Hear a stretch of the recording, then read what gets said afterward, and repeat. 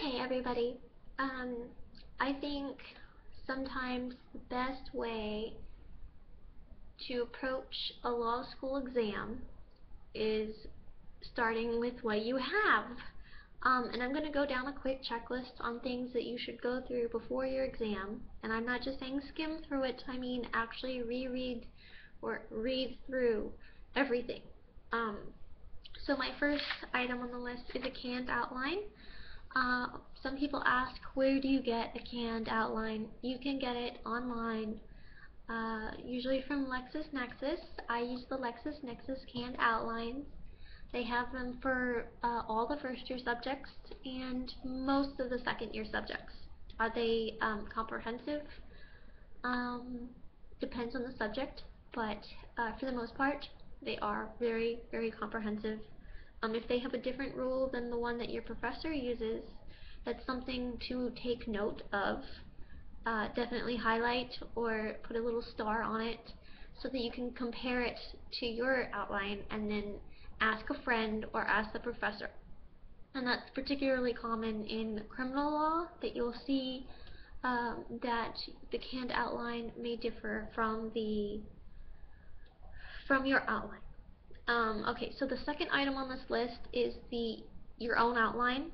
If you haven't been making your own outline, I don't want to really say this, but you're kind of screwed.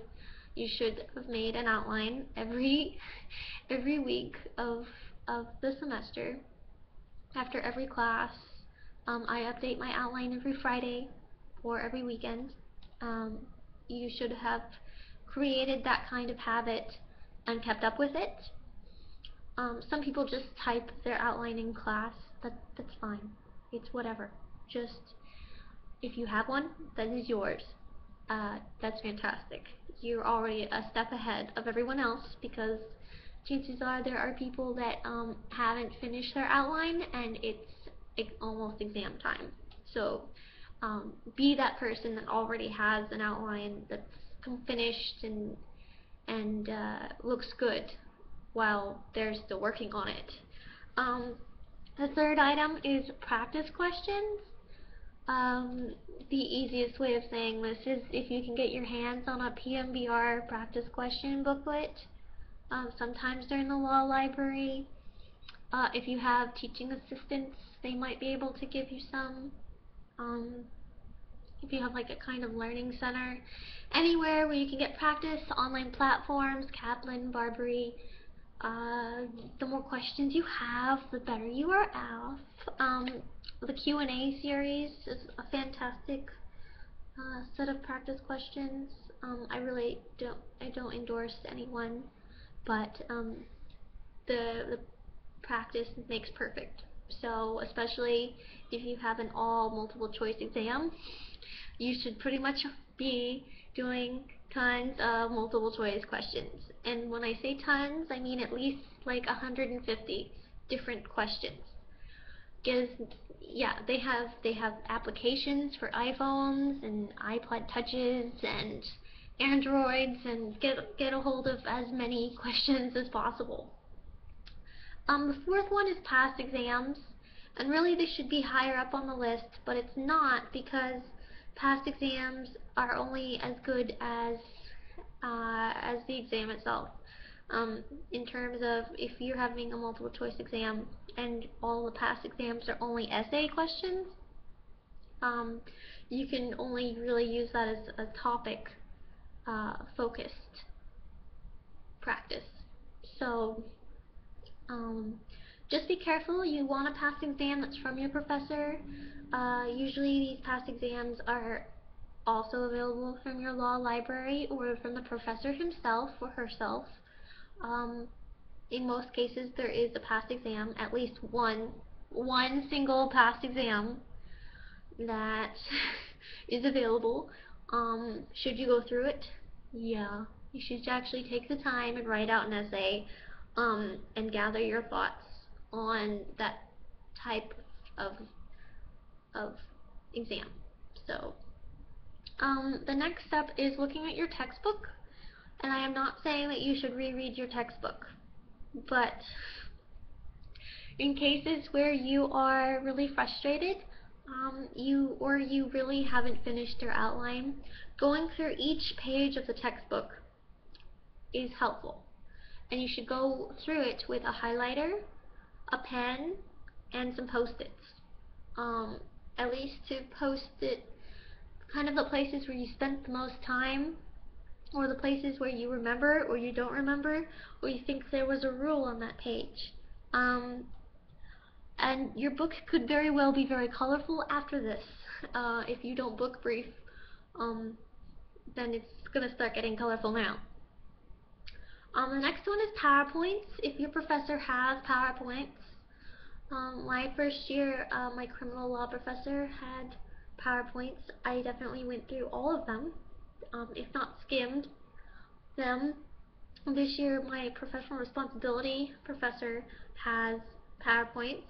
Am I using them to prepare for the exam? Yes, I am, but they're only as important as the content. So if your professor just puts pictures on the PowerPoint, that might not be that helpful. And then the next one is a supplement. If you have a supplement, if you don't own one, that's fine. Just be able to have one on hand if you're confused on a particular topic. The next step is a friend. Uh, for some people, they don't really want to study with someone else.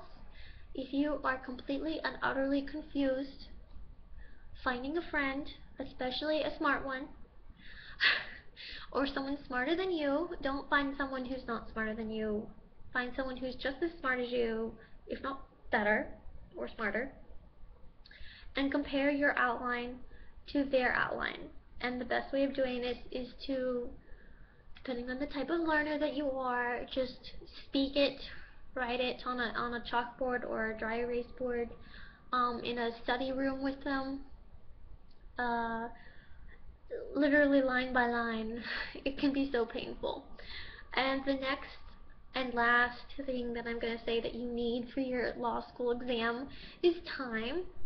You should study approximately 35 to 40 hours for each exam. Yeah, that's a week's worth of work. That means you should be spending 5 to 8 hours in the library per day on that particular subject. Uh, Depending on when the exam is, obviously, if you could spread it out, that's fantastic. For most law students, they cannot really spread it out, and that's about a week's worth of time to study. I think the most I've ever studied is 38 hours. I average about 35.